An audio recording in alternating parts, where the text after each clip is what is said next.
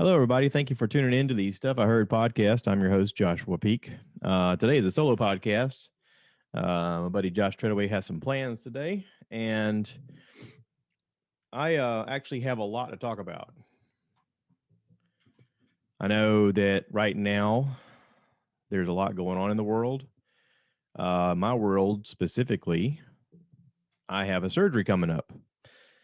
In 2 days, I'm going to have a lens put in my eye, the eye that's been injured for a while, the eye that's been healing for a while. And I realize that I have been gifted such an opportunity to heal in a time where a lot of people don't have the sort of resources that I have. And I'm not just talking financial, I'm talking about friendships, I'm talking about family, I'm talking about a lot of people willing to sacrifice their time, their energy, their you name it, um, to help us get through this. And this is something that I talk about on this podcast a good bit is how we need each other, how we lean on each other from time to time, and how it's important for us to step up when that time comes. Um, this past week, one of our close friends, Lori, her mother passed away, and they live in Ohio, and so it was a thing of I live in South Carolina. I got to figure out how to get there. And so she, asked, is there anybody that can take us to the airport? And I volunteered right away. I was like, I can take you. Now I was in Myrtle Beach, and that's a bit of a drive, but I am familiar enough with the roads and familiar enough with my vehicle that I was like, I can take you there. It's not a lot of crazy turns. Like I don't feel safe driving long distances with my eye the way it is, but I was in a unique position to help out. And it sort of reminded me that we're all at times in unique positions to help one another, even though we may not recognize that. It's important to realize that we all need help from time to time. And it may be in the form of some type of communication that you're leaning support. It may be in the fact that you call someone up and say, hey, I'm just thinking about you. Hope you're doing okay. And I've had a lot of that. Listen, during this injury, I've had a lot of people take time out of their busy schedules and their rat race of a life to then pause for a moment and reach out to me and say, hey, is there anything you need? um Brian Covington and or Byron Covington and Champ Lambert were two of the first ones when this all happened of do you need anything? Do you want me to come by and cut the grass? Do you need a trip to the you need me somebody to drive you to the hospital? Do you need anything? Like, what do you need? um my buddy Greg was like, I'll drop everything and come help you if you need help. I mean, well, do you need financial aid? Do you need, what do you need? Do you want somebody to talk to? Josh Treadaway was like, listen, your family, like, whatever you need. And I had a lot of that. There's so many people that they're in numerous to count. Um, my mom is a healthcare provider and is immunocompromised. And during COVID, one of the things that she wanted to do the most was to come see about her son, and she couldn't. So during a lot of this, there was a lot of forced separation between she and I because we weren't allowed to come into contact just for the fear that she is more susceptible to getting things than I am. And I'm sure it was very difficult for her to go through this and not spend that time close to me. Um, Thankfully, my wife, I mean, I don't want to say it's a good thing, but she got laid off back in June of last year and spent 7 months looking for a job. And coincidentally, just happened to be when I needed assistance the most, she was available to drive me to appointments, to, you know, drop everything in an instant and say, okay, let's go to Columbia to get this surgery. Okay, let's get these drops. What do you need? What do you need?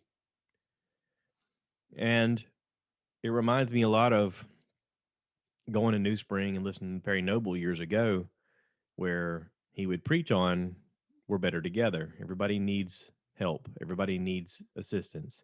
There's a lot of things we can't do on our own, but we can do it with each other. And this podcast is a version of that. This podcast is a version of people in my community getting together and talking to one another and helping each other and supporting one another.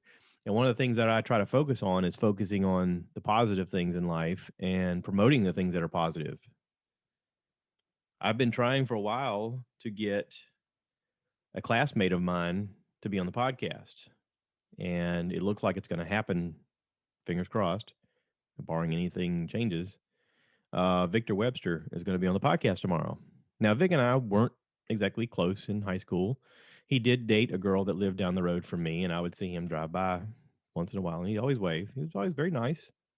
Um, he and I had no reason for our paths to interact. He played football. He was, you know, well to do and a jock and that kind of stuff. But like he never seemed to let that influence his opinion of how he treated anybody, even me. I mean, I was just a guy. I didn't play sports. I was a dork without being real smart. I actually was smart with, when it comes to math and science and stuff like that, but not with. I realized late in life that I was dyslexic, so I wasn't that good of a reader, and I didn't. Because of that, I felt like, well, I'm just not that intelligent. So, I mean, I was a C plus student. I didn't want to be there. I also didn't want to be at home, so I worked as much as possible. And when I wasn't working, I tried to hang out with my friends because that was my safe area. That was my feeling out the world, having a voice that was heard, having friends that I could grow with that are still my friends today. But Vic and I weren't friends, but we were friendly. And when I got out of the Marine Corps, we bumped into each other and we would see each other from time to time. And it was nice to know that through just being a good person and through being cordial to one another and kind to one another and sitting and talking once in a while about how are you doing?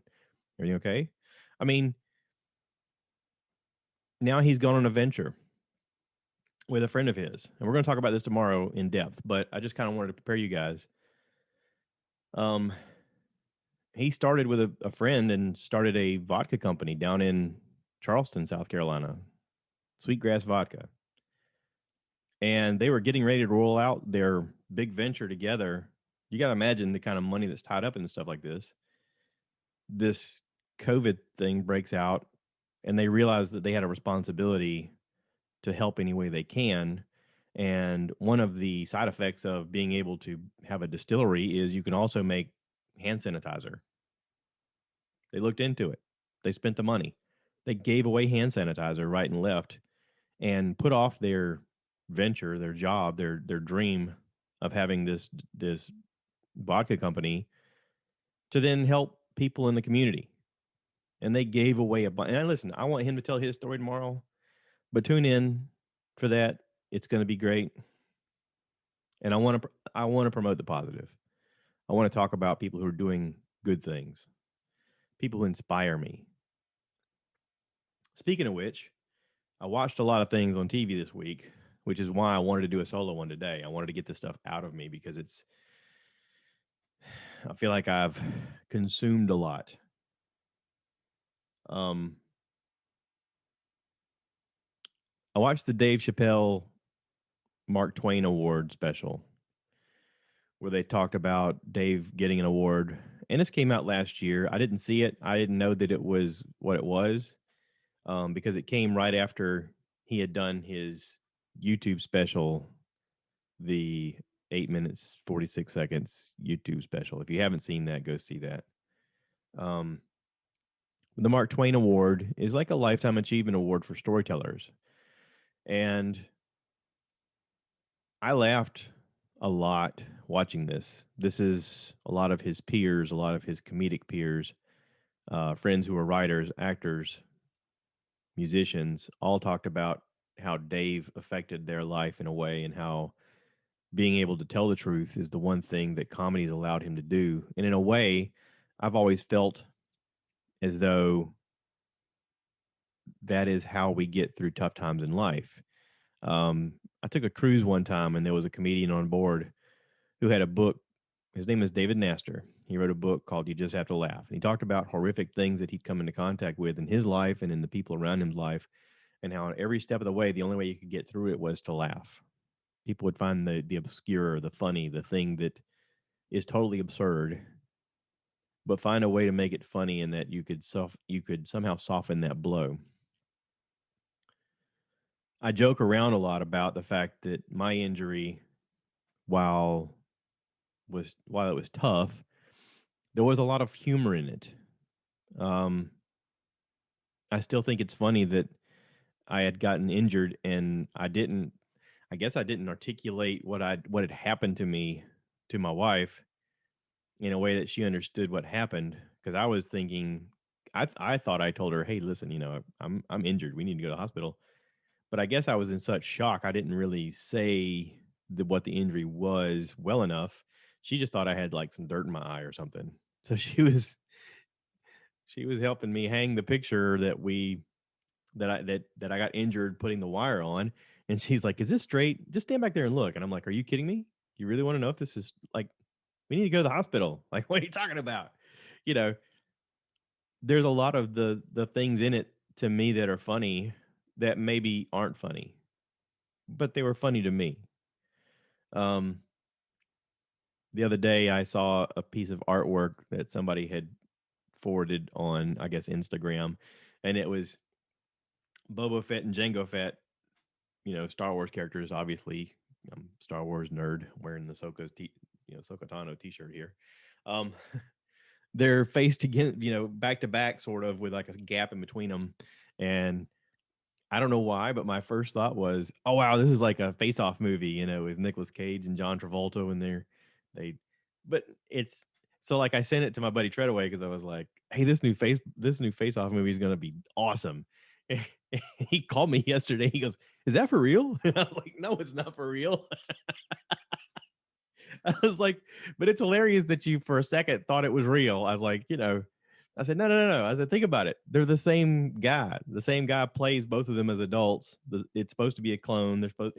It's like an inside Star Wars humor thing." And I was like, I don't know why, but I thought it was hilarious. And I was like, I just wanted to share it with you. And that's the thing, though, is a lot of things that we think are funny sometimes are funny to just a limited few of us. But if you don't share that experience with anybody, is it is it funny? Has it even happened? Is it real? It's sort of that idea of, if a tree falls in the woods, did it make a sound? I don't know. But I also kind of want to tell you about some other things that I saw and heard and enjoyed this past week that maybe you enjoy. I'm still watching Superman and Lois. It's coming on Tuesday nights on CW. I'm watching it through a app on my Fire Stick. If you don't know what I'm talking about, go on YouTube and type in file linked, FILELINKED. It may be a D, may not be a D. Anyway, um, and there's people there that put on a code and they'll show you how to break your Fire Stick and give you the apps that you can watch all kinds of stuff for free. Um, I watched Superman and Lois and I'm really enjoying it. The third episode came out. It was good. It makes me anxious for more. It's been a while since I've been excited for the next episode of something to come out. I mean, WandaVision, sure. Mandalorian, sure.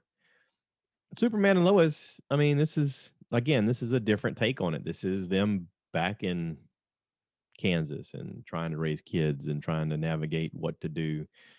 Um, so yeah, pretty interesting. Spoilers if anybody's interested in watching this. One of their kids finds out that he has some powers. It's not Superman level, but it's something. And he goes out for the football team, even though he's not a football guy. His older brother is the football guy.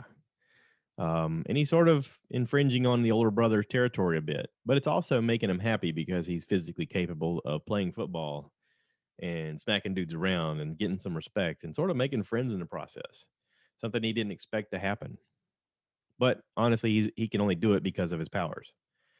So it's sort of that it's a story that's so weird you wouldn't think that could be told in a way, but they're doing a good job of it. So check it out. Um, I also watched the new Disney movie Raya and the Last Dragon. I've watched it twice this week.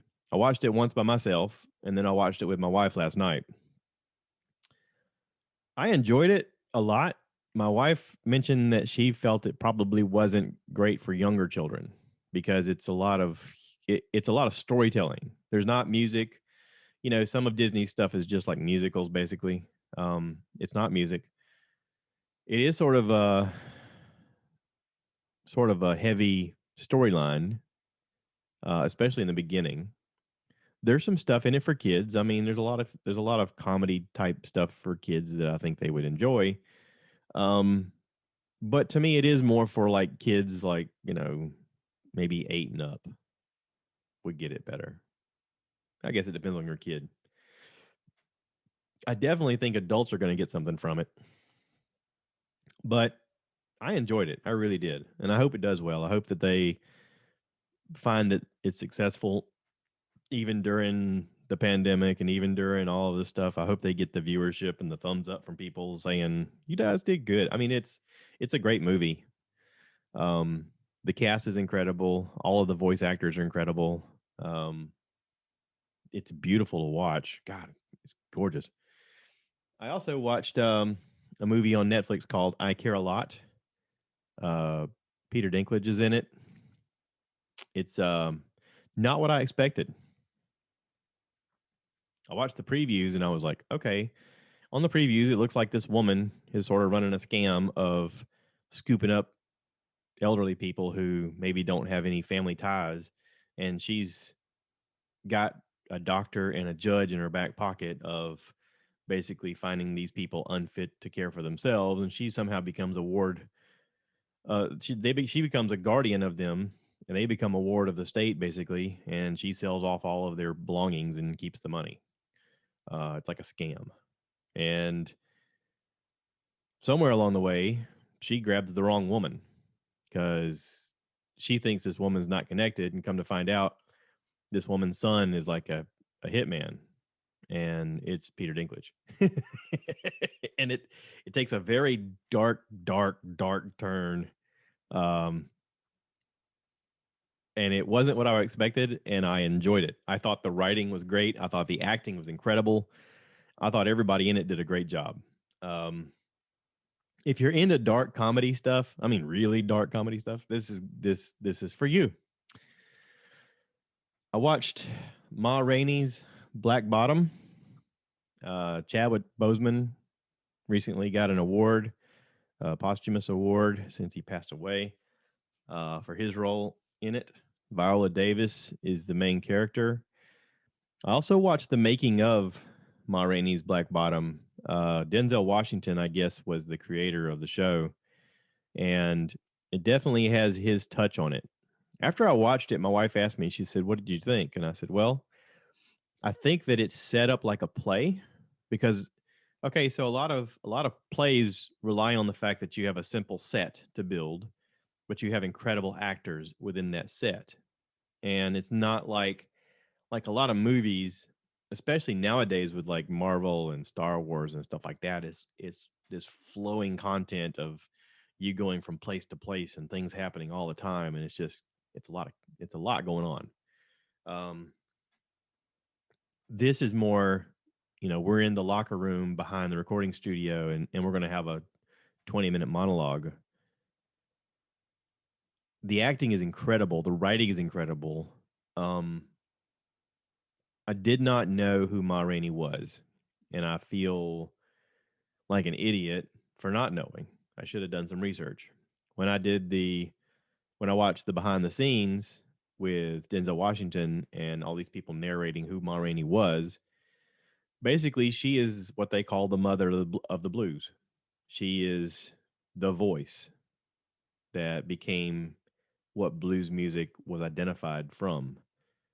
Apparently, she used to perform down south and had a thriving career down south, but realized the bigger picture of trying to get her voice on record for history because she understood what it meant overall. She also knew that in a lot of ways they were using her, that they wanted her voice more than anything else. and beyond her voice, they couldn't care less about her. She knew how to leverage that in a way that she could get what she wanted, and knew that no matter what they would give her, it was never going to be worth what they were giving her. It's an incredible story, and if you watch it, I highly recommend watching the behind the scenes as well.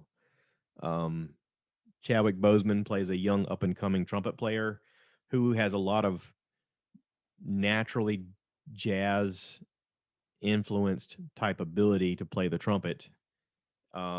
His character is an up and coming star who can write music, who's got a lot banking on the success of this venture with Ma Rainey. And Ma sees him as a threat in a way, and she slaps him down anytime she can because she's trying to make her voice be the voice that they hear, not his. And so she's challenged in a way. She wants to use his talent, but she also is like, hey, listen, you're young and you don't understand what you're navigating here. And if you're not careful, these white folks that are running the studio are going to use your talent and you get nothing in return. And he sees that happen. Like he has everything banked on the idea that they keep telling him, oh, yeah, yeah, you just keep writing us this music and we'll pay you for it and we'll record your thing and you can be the star. And they keep making him all these promises. And then at the end of it, they only give him $5 for writing a song. And he writes a bunch of songs. And they shove the money in his pocket and tell him to beat it. And this is the kind of stuff that happened all the time. And it's sad to watch, but you know, my wife asked me, she said, did Chadwick Boseman deserve the award? And I said, yeah. It's not, none of it is a feel good movie. None of it makes you feel happy about life. None of it makes you feel good about humanity. It is a story that needed to be told, and they did a good job of telling it, especially Viola Davis. I don't think she got enough credit for her role. Um, Tremendous. Just tremendous. Um, I watched Coming to America too. I actually watched it the week before, but I forgot to talk about it. Coming to America 2 with Eddie Murphy is great. It's just as silly as Coming to America 1, the first one, what, 20 something years ago. Even forget how long ago it was. It's got a lot of the same characters coming back. They take up a lot of the same storylines. They even do flashbacks and show you some of the things they're referencing because they know that kids today have no idea. They're not going to go back and watch the first movie. So they do the hard work for you and they show you some of those scenes so that you can relive it. It's a totally silly scenario. It's also tackling issues of, in Coming to America, like he didn't want to find a bride that his dad set him up on to be his queen. Like he's supposed to take over as king of his little nation, and you know, James Earl Jones is his dad with his powerful voice, and you will take the throne, my son. This whole thing, and Eddie wanted to, as his character, wanted to find his own way. He wanted to fall in love. He believed in love, and so he came to America, to Queens. And there's a whole joke about the fact that him and his buddies play every role of a lot of the characters in the movie because they put on wigs and you know they pretend like they're the guys at the barbershop, and they just so the folks at the church, they got a band called Sexual Chocolate that plays, and this reverend that's just wacky and crazy, and Arsenio Hall is his buddy, but he's also several characters in the thing. And in Coming to America 2, Wesley Snipes is in it, and he's also playing several characters, and it's just the whole thing is silly. But when he comes back with his bride and she's, you know, in this role, he has three daughters, and his dad's getting ready to pass away, and he's supposed to marry off one of his daughters to make peace with the neighboring group next to them, um, which they even cutely called Nextovia because it's the one next over, the city next over, or the kingdom next over. Nextovia. They're supposed to be at war with Nextovia if they don't make peace, and this it's just silly. It's so silly. All of it's silly. Um, I love the fact that they did this movie, and they did it sort of tongue in cheek, poking fun at themselves in the process. I mean, it's all hilarious. But yeah, Go check it out if you just want to laugh. Coming to America too. It's on Amazon Prime. It's great.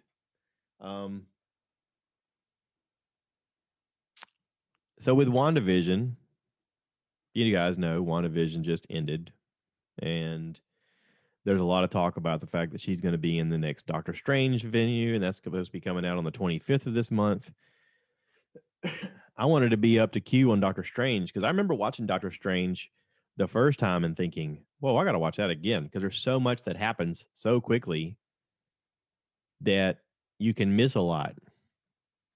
And so time has passed, and it's probably been a couple years since I watched Doctor Strange the first time. So I watched it again recently. One morning I got up super early, couldn't sleep, and I turned it on and watched it. And there's a lot in it that I missed. And there's a lot in it that I could watch it again and still catch up on more things. There is that mention of the fact of, Agatha Harkness um, in WandaVision has one of the books that belongs in the library of the Timekeepers. You see those books, wrapped up in the chains hanging from the librarian's room, and that one of them's missing, and that's obviously the book of spells that she has that now Wanda has. And so if there's a Doctor Strange 2 and Wanda's going to be a big part of it as Scarlet Witch, this is going to play into it. There's a lot going on. And then I watched Biggie. It's on Netflix. Biggie. I got a story to tell. It's about Biggie Smalls, the rapper. Um, it's really good.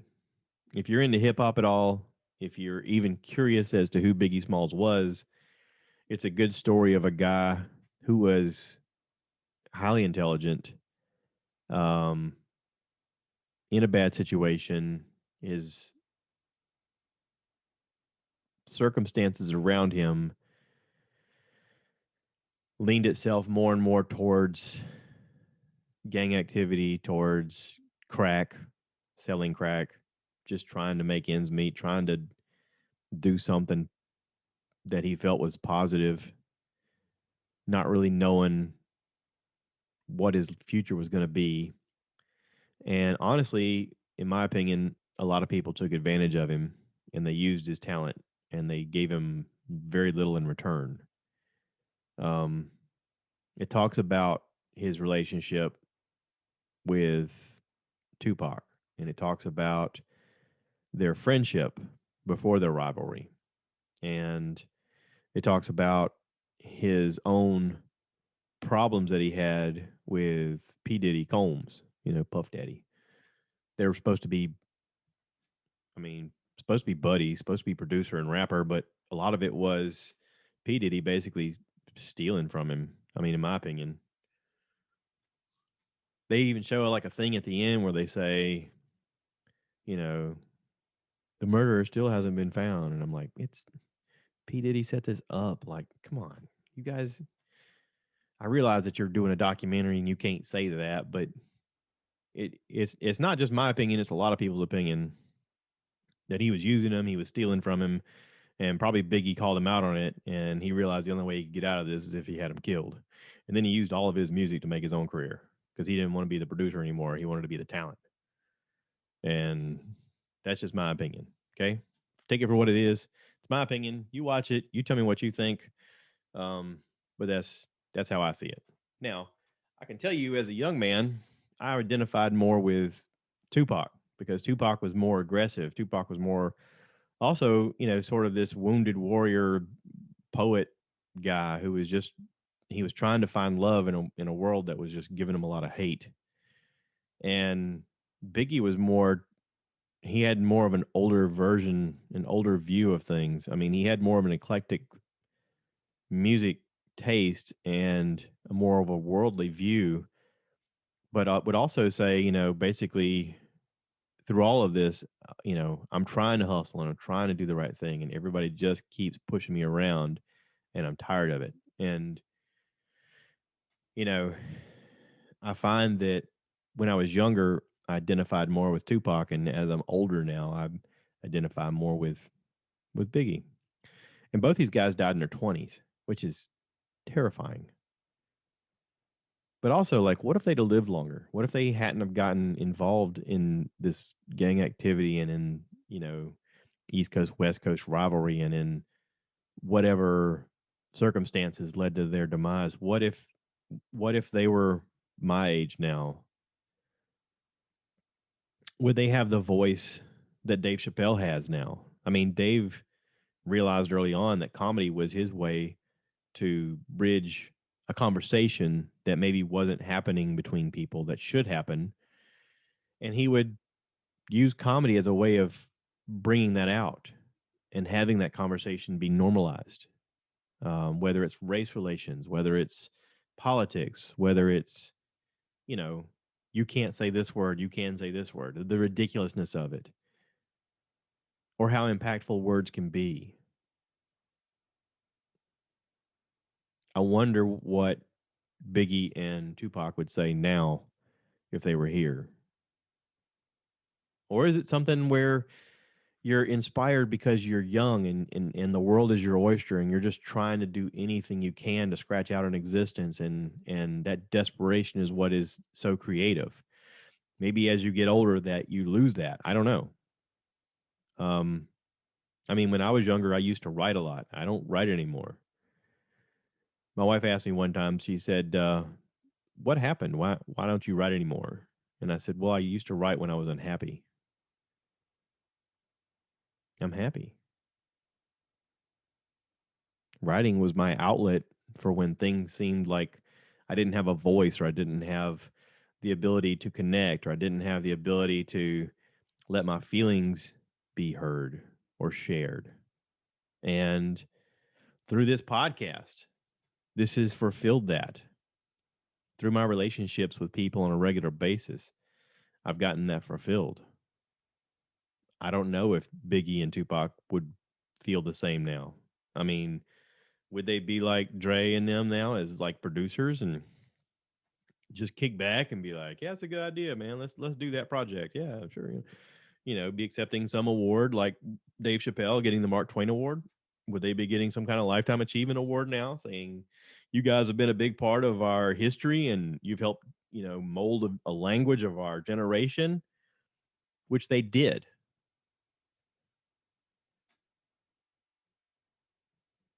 They did that. And listen, if you're younger out there and you're listening to this, you can too.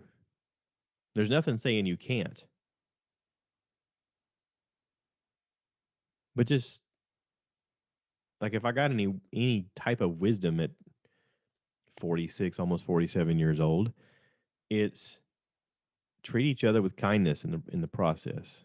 Like have an opinion and let that opinion grow and develop and be rolled around and talked about from different angles. But in the process, like be nice to one another because sometimes you're going to find yourself old and it's nice to know that you've made friends along the way. It's nice to know that you've helped people along the way. I said it long ago and I'll say it again. We're on this earth for two purposes, either to help each other or to hurt one another. Anybody is out there that wants to help each other, I'm on your team. I never picked a fight. I never fought back when I was confronted. But if there was a fight going on, I'd jump in the middle of it and I would defend whoever needed to be defended. And I would try to stop the fight. I don't know why. Maybe it's genetic. My granddaddy Peak, one time, my dad tells a story of the fact that, he went to a wrestling match. He didn't know wrestling wasn't real. And he watched this guy sneak something into his drawers because he was going to, cut this guy's face with this thing. And my granddaddy saw it and he jumped in the ring and he took the thing from the guy.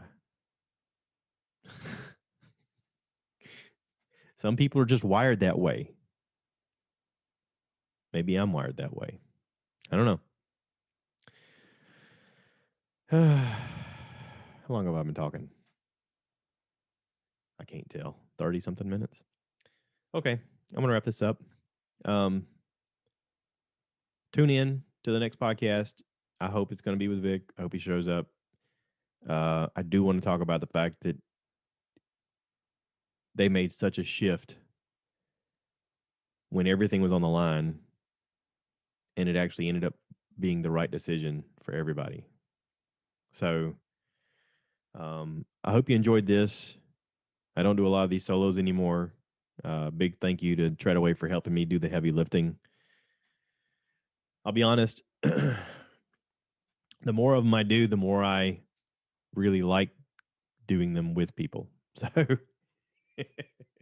in the beginning, it was just a compulsion to get this stuff out of me. And it still is. Like today, I told him, I said, I got to do a solo one. I got so much that I want to talk about.